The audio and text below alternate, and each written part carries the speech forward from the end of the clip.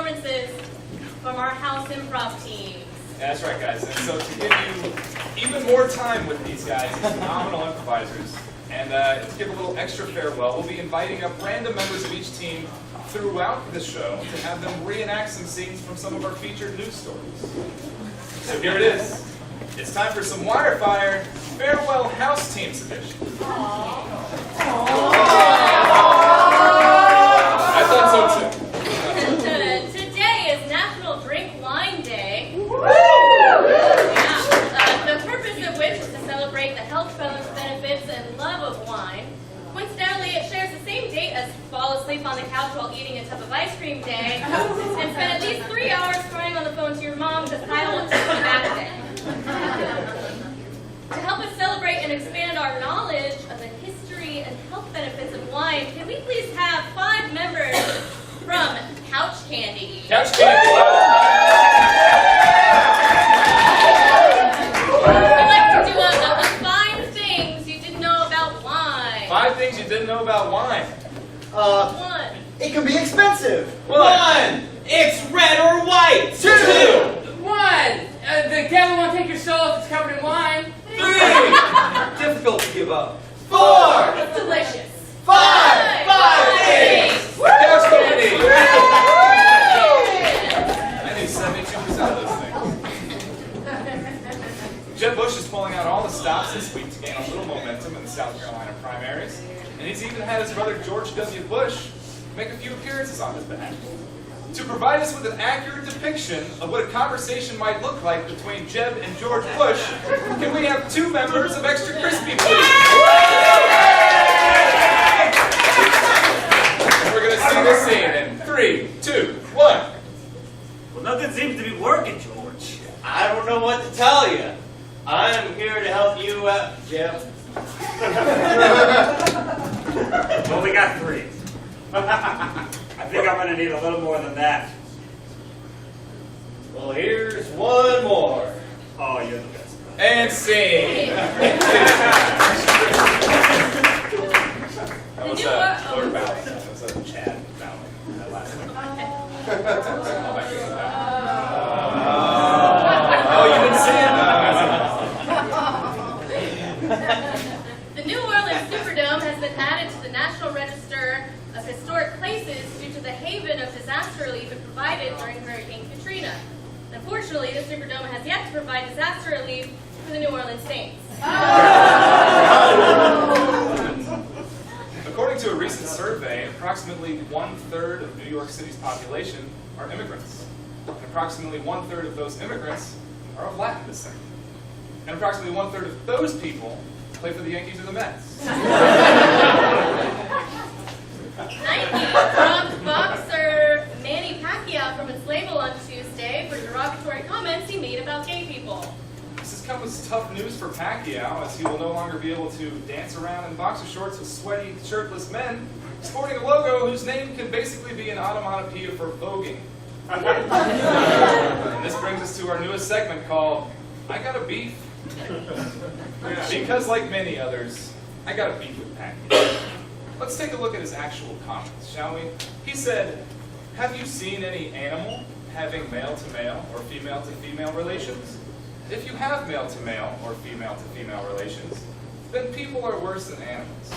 And while I don't agree with the validity of this statement due to the hundreds if not thousands of recorded examples in nature, I completely agree with this logic that if we don't see animals doing it, we shouldn't do it either, which is exactly why for Pacquiao's next bout on April 9th, I say, why not go no gloves, right? Also, let's make this one for charity, just like the animals, right? Because after all, when's the last time you saw an animal take home a 7-figure paycheck after it got into a fight? And I gotta be honest, I'm a little surprised Manny Pacquiao would make a statement like this. Not that there'd be consequences. Given Nike's slogan, you'd have to assume their views on sexuality are pretty open. But after all this beef, I've got to go a little easy on the guy, right? After all, he spent the last 24 years of his life getting professionally punched in the head. Can't say that my brain would be fully functioning after all that. So in closing, I'd like to state my opinion that Pacquiao's comments were dumb, and Nike made the right move. And with a little help from National Wine Day, I'll soon be able to forget that he's actually an elected congressman in the Philippines. Or as Steve Harvey refers to it, Philippians. So thank you, National Wine Day. This has been I Gotta Beef. I gotta be.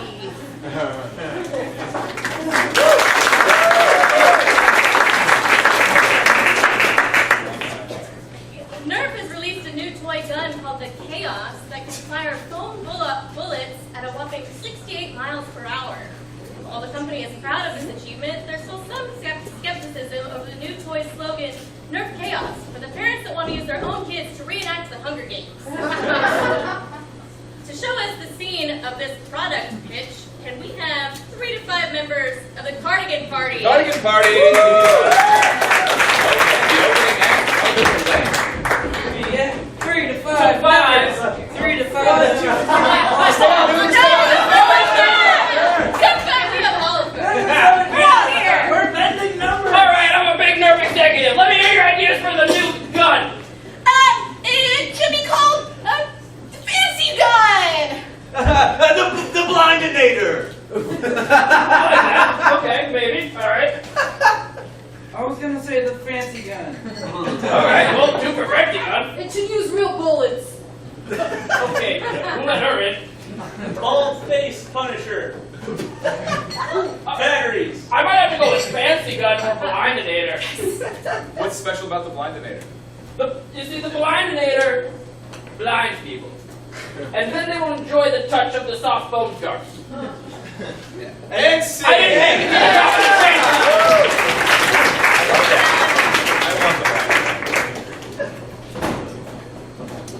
Oh, it's okay. I don't know why we don't use that one. Kanye West drew a lot of attention this week due to some tweets that are as fascinating as they are hilarious. Tweeting that he is, quote, $53 billion in debt, that he'd like $1 billion from Facebook creator Mark Zuckerberg, and that he is also the, quote, Michael Jordan and Stephen Curry of music. So I guess it's safe to say Kanye West is kind of like the Jeb Bush of Twitter. We all know why you're here. We're just waiting on you to go. Jeff supporters in the house.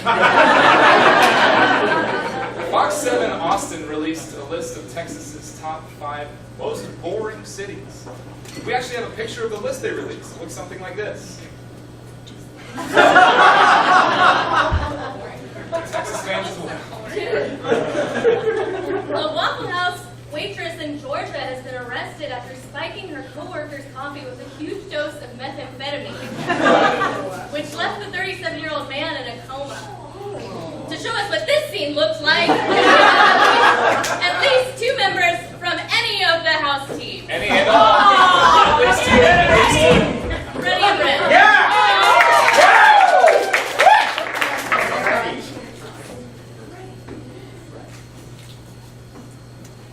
I really enjoy working with you. Take a deep breath.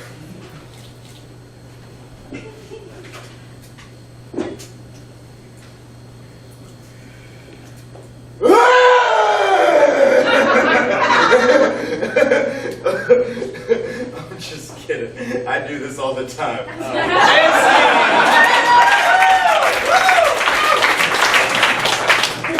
wanted somebody to say, who put coffee in my bag?